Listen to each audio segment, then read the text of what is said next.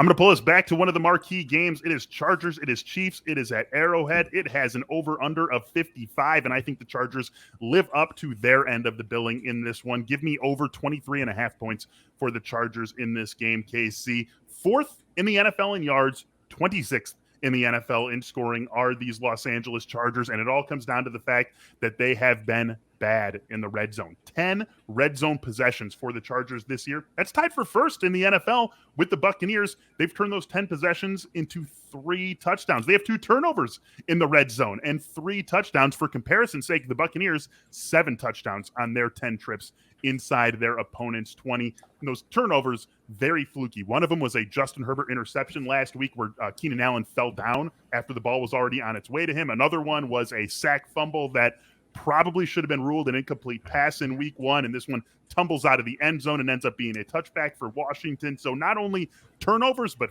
fluky turnovers in the red zone. The Chargers are really doing everything you want to see from an offense. They are moving the ball. They are moving the ball efficiently. You look around and you see big statistical production from Mike Williams already this season, and Keenan Allen and Austin Eckler, Justin Herbert doing his thing in year 2.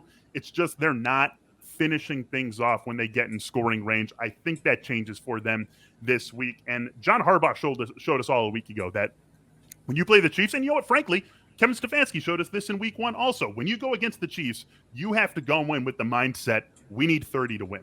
We're not holding this team to 24 points. We need to go in and we need to score 30. And if we score 30, then we give ourselves a chance. And so I bet Brandon Staley is going to take that lesson well and be aggressive in this game when his team has the ball. And I just think you add all that up, you stack all that up, you stack up the fact that this team has frankly just been better than 23.5 points. They've been able to pile up those yards, that they're going to have that aggressive mindset, that they can keep up with what Kansas City does offensively, and that this over-under sits at 55.5. So their implied team total actually is a point higher than what this thing sits at here. So I really think you put all that together, and this line puts a little bit too much looking back as to what the Chargers have done and not really what they can be and what their underlying numbers suggest their offense really is.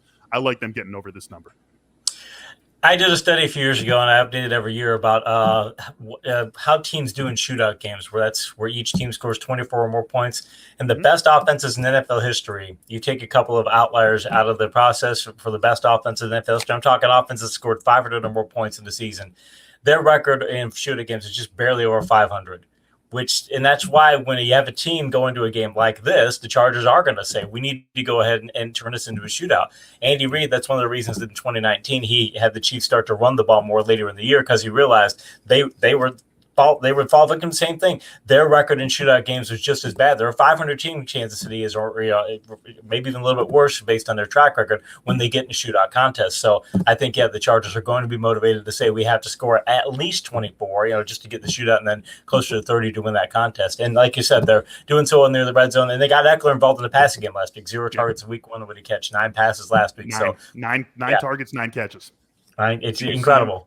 And you got Mike Williams thriving in that Michael Thomas role. Joe Lombardi, we loved it. We talk about it all the time when an OC, because he wasn't an OC in New Orleans, but when a new coach takes over and he comes from this, Team X, and now can he bring what Team X did to Team Y? And it doesn't always play out that way. But Joe Lombardi in just 2 games really does look like he's making Mike Williams something of a Mike Thomas. He's making Austin Eckler something of an Alvin Kamara. And they have the pieces, right? The Chargers have the pieces to be prime Saints right away. Just like that. They can flip a switch. They can do it. And I think we're seeing that happen